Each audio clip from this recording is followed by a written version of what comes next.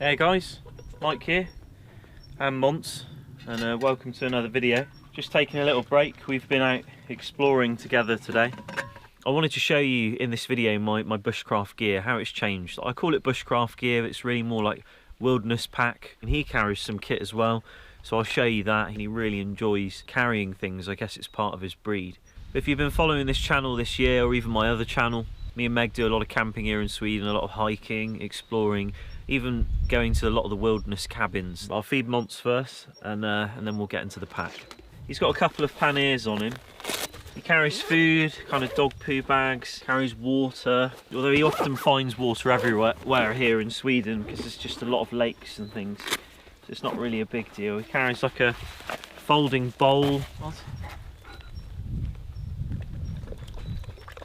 Okay. Well, I was about to kick off with the video and show you the pack, and I've had to take Monts' harness off and just get him in the Jeep. I've honestly never seen so many flies infesting him. Like the whole underside of his body was like a black shimmer. I mean, I don't mind them too much. I don't really react to them. They bite me sometimes, but you know, it goes away the next day. I think maybe I'm a bit fortunate with that, but yeah, Monts, Jesus, I've not seen anything like it. So I got to get him home. Take two. I'll be back in a minute tomorrow without the dog. Well, here I am, back without the dog. Thanks to some advice online, we use cider vinegar. Some guys on Instagram suggested it, so thank you for that, and that really reduced the bites a lot. Also bought him some repellent too, so next time he comes out with me, hopefully that'll be coming in the post. We can dice him up with repellent and it might help him a bit. But enough about the flies, let's get into some gear. I wanted to show you my belt kit first, just some basic items, and then I'll show you my pack and you'll kind of see how the two work together. So these are the items I carry on my person. I've got a Possibles pouch, something that Megan made for me actually. But this is just a updated Tinder pouch I hang on my belt. And in here I just carry a few things. So the first thing I carry in here is my Spyderco double stuff stone, fine side and coarse side, which is still extremely fine. And it's got a bit of Smurf poo on, which is like a compound that you can strop on, and they really do refine the edge and make it quite clean. Got the catapult in here from Martin Hurd. Now, this is a really nice little one. I still like my Hathcock target sniper, but you know, I kind of like using this these days. I've got my eye in with it and I'm kind of comfortable with it. Got a bit of 550 in there too, always useful. But that's just a pouch used for anything you want really. If you don't like things in your pocket, it's useful. Ferro rod, finally made myself one that is comparable to the ones I make for other people. Buffalo horn, you've got the quick release kind of locking thing there, that you take that out. Leather sheath, stitched with some yellow tiger thread. This has got just a basic tooled one. This is the old one actually, it's really done well. You've got a little overstrike collar there as well, and some beads, and you can just kind of pop that on your belt. This is another thing here. This is actually off the old Jacklaw. I still use my Jacklaw a lot, you've probably seen that, and I really enjoy using that, but I have a new dangler on there now that I made. This is the old dangler that Sandy made, and I still use it. I just have a clip on there, and this is really useful if you take your axe mask off and you want to hang it. You take off like some gloves and you want to hang those on your belt. Sometimes it's easy to lose things on the forest floor, that just kind of helps with that. Carry this in my pocket, just a backhoe, orange one, obviously easier to find if you drop it. And sometimes I go for a walk, I don't want to carry the big saw, little saw like this. With regards to the knives, my knives are made by Lee from LB Custom Knives. The main knife I carry is the one we designed together, cross draw like this on the belt. RWL34, a flat grind with a small micro bevel, and a Kydex and micarta. Simple knife, good for the wilderness, good for lots of things. Obviously never going to be as good as a Scamdi when it comes to wood carving, but you know, really it's a great all-round knife. This one too, made by Lee. He made a matching pair actually for me and Megan as a gift for our wedding.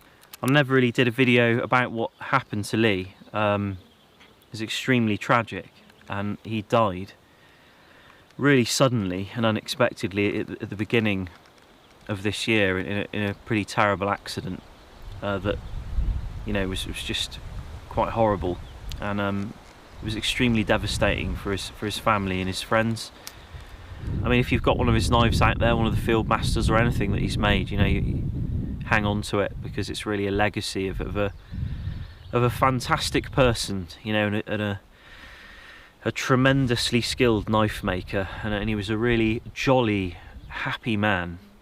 You know, he would always brighten you up. You know, when I speak to him on the phone, he was just so funny. He was a great guy, and he was fantastic to spend time with. So funny, and giving and generous, and there really wasn't a bad bone in his body from how I knew him anyway. You know, and you know, rest in peace, mate. So those are the knives I carry, but those are, you know, those are the belt kit items I carry really. But this is the pack I use, the LK35. I've shown it in a variety of videos. I'm not the first person to start using it, but I thought it was about time to do a video and show you how it's changed, because it's changed quite a bit now I'm here in Sweden. I do a lot of hiking with it. One additional change I made was side pouches. Now, early on I had the Swedish equivalent side pouch in like a webbing setup, and they were very good, and they're a really nice matching colour as well to the pack if you want to keep a bit of continuity.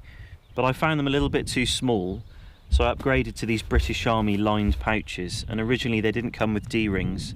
They had buckles, a little bit like how they open and close here. It's a fairly large pouch, and I've stitched it only along the sides.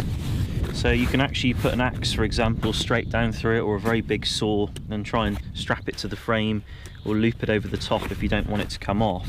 And inside here I just use this for food, but you can see the pouch has some kind of straps at the top where you, look, it's fallen apart already. This has some straps at the top where you can put some batteries or things like that. But in here I've just got food. I've just come out for the day, so I've just got some tinned fish and various other bits like trail mix. And normally I would pack this thing full of food, and the food needs to be planned pretty good for a pouch this size. So you really need to think about what you're taking and the calories you're getting from it. But it's a good size. The other side, same pouch, different sort of setup, but related to food again. In here is like a canteen cook kit. Slid down the top, we've got a Milbank bag. This is obviously a purification device that you can unfold. This is actually Zed Outdoors's Milbank bag. I don't think I ever gave it back to him, but I think maybe he said to me that if I was using it, then I could just keep it. But Zed, sorry mate, if you want it back, just let me know and I'll post it to you. But it's getting some good use. Inside here I've got a Spork, little titanium Spork, had that for years. Got a fish mouth spreader, and I actually do use that for pike. It's pretty useful because you can get some massive pike here in Sweden, but that's kind of good too. I got that idea from Dave Canterbury, actually, from his Pathfinder set, which I actually have now. A friend of mine bought me this Pathfinder bottle with a canteen cup as a sort of gift for leaving the UK. But what I found was the original canteen cup from the Pathfinder set didn't fit too great in these pouches, because the back of it has some sort of jagged metal on for the kind of handle setup, and I wasn't keen on it. So I used this one that I got off eBay. It was really cheap from my original set, and it fits perfectly as they normally do. And this fish mouth spreader can obviously clip in like that, and you can hang that over a fire. This is kind of what I use to boil water in and do my sterilisation of water. I don't tend to purify water too much here in Sweden. It's extremely clean, and the Milbank bag just takes out a lot of the turbidity of the water, and then you can boil it in here and you've got some clean water. But most of the lakes around here, you just drink straight from them, and rivers also. It's quite a clean environment. Packed way down in the bottom, a lid, obviously the original Pathfinder lid. It's a nice set actually. I really like it. It's done me quite well. At the front I have a relatively new addition. This is a personal med kit, and it's a pouch made by Viper, and I'll put the link in the description. You unzip it like this, it just opens up and you can access everything you need quite easily. I have a torch, or head torch here too, or flashlight as you call them, probably everywhere else in the world. Rechargeable one, very simple, nice little waterproof thing that I can charge up in the vehicle with the leisure battery. One downside of this is if you have things in here that are susceptible to moisture and it's raining heavy, they'll get wet. The side pouches and the main pack completely waterproof. Actually, that's the wrong word, water resistant from rain, so it's not a problem. In here I just have a 1 pint bandage. I've got some stuff for the slingshot or the catapult, Got some large scissors for cutting material if need be. And various things in here for general small injuries, like things to do with ticks, burns, band-aids or plasters, antiseptic wipes, just dressing small wounds basically. Have a mirror. I mean, you can obviously use it for signalling, although it's not a specific signalling mirror. You know, really good. Let's say you get an injury around your eye from a thorn and you need to see it or remove something, then the mirror comes in handy. Toothbrush. Toothbrush is real useful. I always brush my teeth before I go to bed. Got some other dressing just here at the front. You know, just some general dressing for something a little bit more serious, but not too serious. Just got some repair stuff for my thermarest. Got some toilet tissue for wiping your bum, and that's pretty much about it. Sometimes I carry a little pack of wet wipes too. I didn't mention this because I don't normally carry that. That's normally just something I carry for fishing, and it's also inside the very large med kit in the Jeep where a lot of the more serious equipment is. But occasionally I put my tourniquet in here as well if I'm going away and I know I won't be coming back to the vehicle. Underneath the pack I have a DD 3x3, same tarp I've used for many years, and still the same tarp, ready to go in that quick deployment setup I did a video about. You just pull it out the dry bag, string it up. If it gets wet, you just stuff it back in and put it under your pack. I made some straps at the bottom here to have it all hooked up, so it's really secure. 3 straps, 1 in the middle, 2 on the edge that kind of go at an angle to make sure it doesn't slip out. And if you want to see a more detailed video about the tarp and how it's set up, there should be something popping up on the screen now, but you can have a look in the description too. Inside the top of the pack, there's not really been much changes from the last video. Got a camelback just here that I've kind of strapped to the top. I stitched this little tab here and it just hangs off there. Inside at the moment I've just got this hat here, which is just for the bugs. It's not something I carry all year round. In the winter there'd be a lot more sort of winter related stuff. I have my reel for my rod, which I'll show you in a little while. I usually keep that inside the pack. And other than that, really all that's inside is my Bivi bag and my sleep mat, my thermarest sleep mat. The inside of the pack is completely reserved for clothing and for bedding, and that's it. I don't really put too much else inside because, to be honest with you, it's clothing and sleep gear that are really the most important things, the layers. So if it's going to rain, you know, I'd have a rain jacket in there. If it's going to be really cold at night, I'd have some extra stuff for bedding. And stuffed at the bottom, I have my Bivi bag, which is a Dutch Army Bivi bag, and a thermarest inside it, and I'll show you that now. I keep this all set up like this all the time, so you can just sling this out. Obviously you wouldn't want to sleep right here because there's kind of a lot of ants around, but I won't be sleeping here. And you can open this Bivi up. You know, you've got your sleep mat already in there, it stays in there all the time.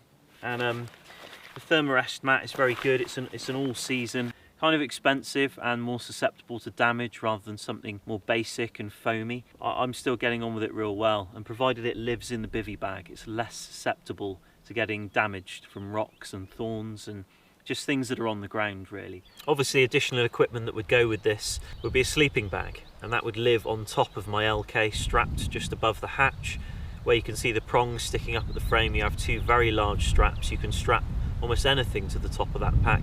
Even enormous bouncing bomb British Army Arctic bags will strap on the top of that with no problem at all.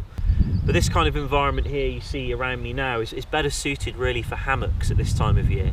Here in Sweden, I find that sleeping on the ground is really nice in the winter, in the spring and in the autumn, but in the height of summer, where you have a tremendous amount of ants and bugs and it's very hot and muggy, I like to be in a hammock, swinging between the trees with a fly net. It is just much easier and much quicker to find somewhere to set up. Folding this up is super simple though. I usually just fold it in on itself like this, starting at the foot end. You just kind of roll the thing up on itself nice and tight.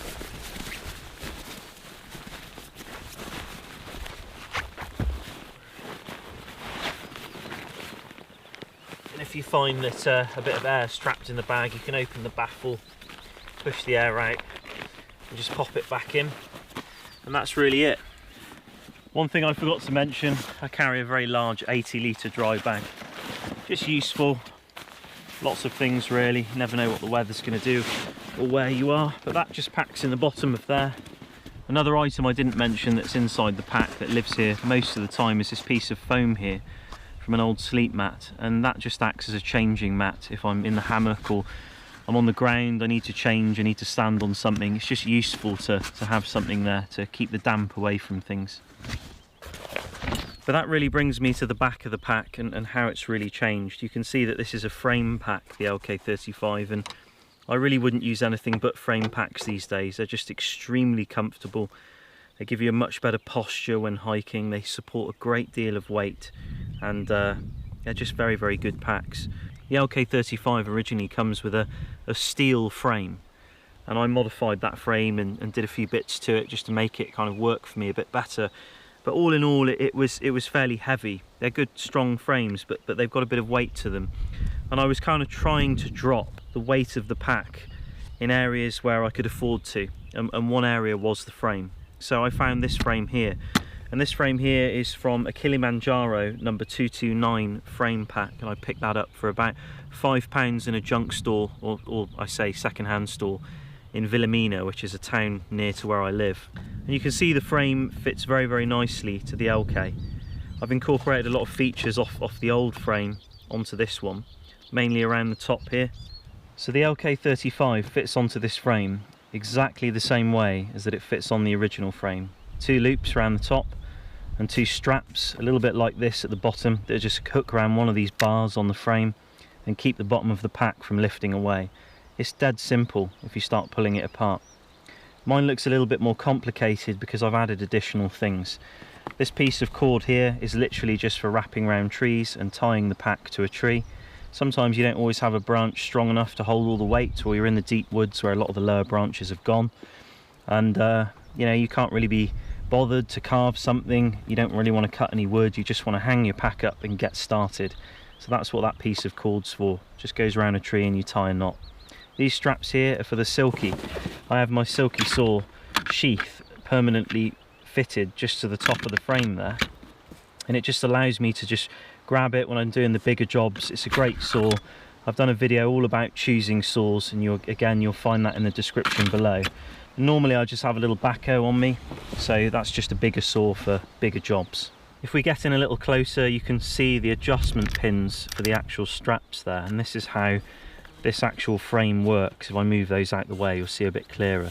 So these are the original straps off the LK. I'm totally comfortable with these. I know a lot of people don't like them, but that's because you might not be running a waist belt. If you run a waist belt, all these do is keep the pack close to your back. They don't support any weight anymore, and I'll show you that in a little while. But we have some pins here that go through, and because it's not supporting any weight, it really doesn't need to be that strong, and it is actually extremely strong. These are off a Norwegian Army Bergen, which is another frame pack. I got that at the same time as I got this, to just get parts off of it really as a donor frame.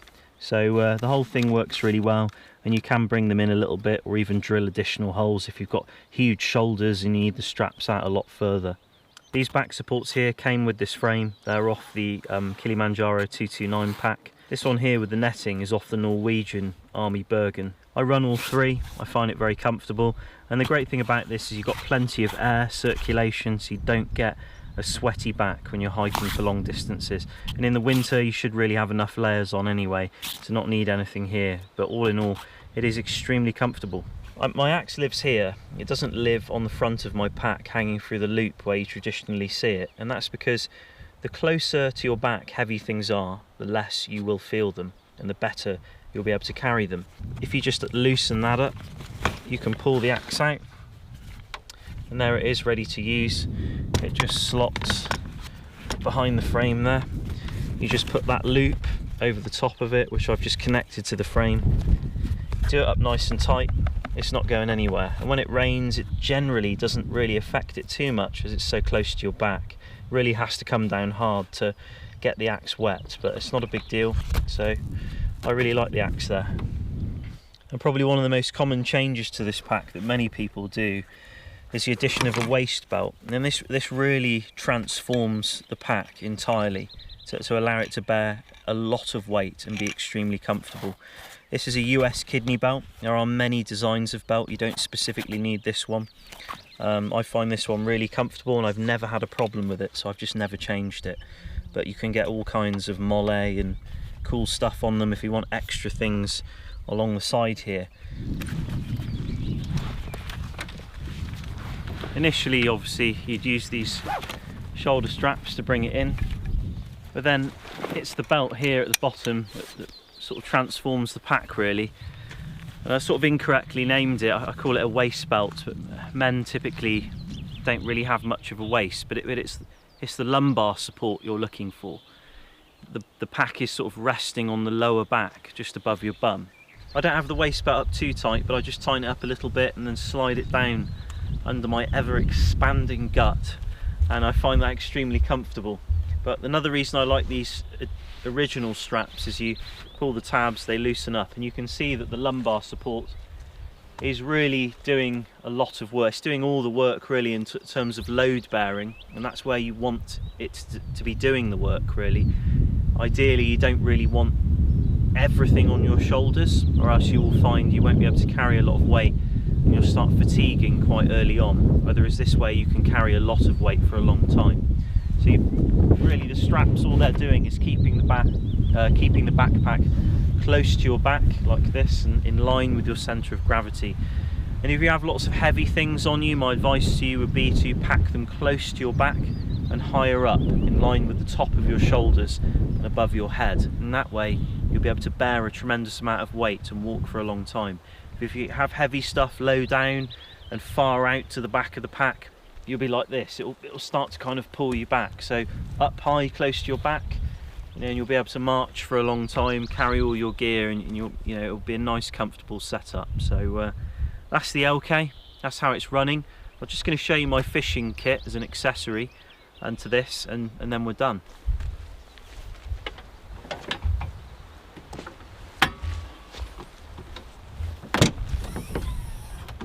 The flies will now seek refuge. The Jeep is kind of like a mobile home for me, as I've explained before, and I carry a lot of additional supplies in here. Sometimes I sleep in here, but the one thing I like to do is have a look on the map, have a look on Gaia, navigate to places like I am now, and just further up there, about another 5 or 6 kilometers, is a lake up in the mountains, a small lake, and I'd like to do some fishing there. So I drive as close as I can, get my gear together, hike out there, do some fishing. If I'm not feeling like sleeping out, I can come and sleep in the vehicle, in the roof tent. If it was on, it isn't at the moment, but yeah, it's just another string to the bow, really, in exploring the wilderness further afield. But I keep my rod up here where it kind of makes the least noise, rattling around everywhere.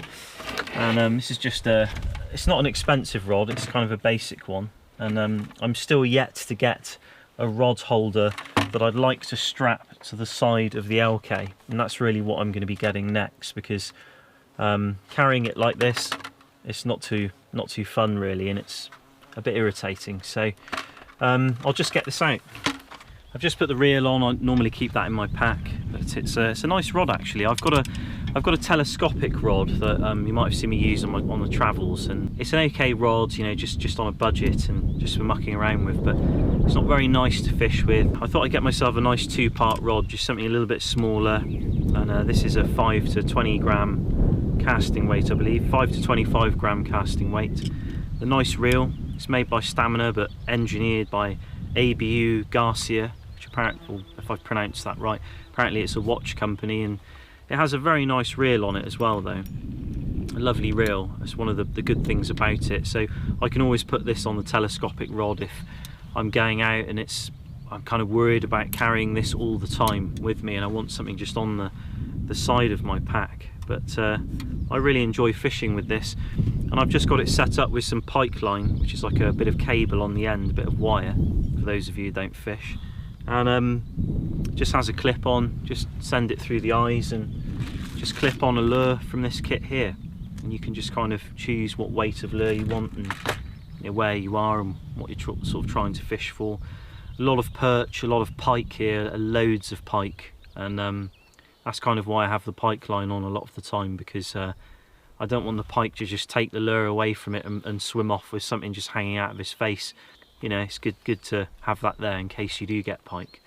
So that video was just a bit of a rundown on my gear, and my camp gear, my backpack, how it's changed over the years, kind of what I use it for now we're here in Sweden.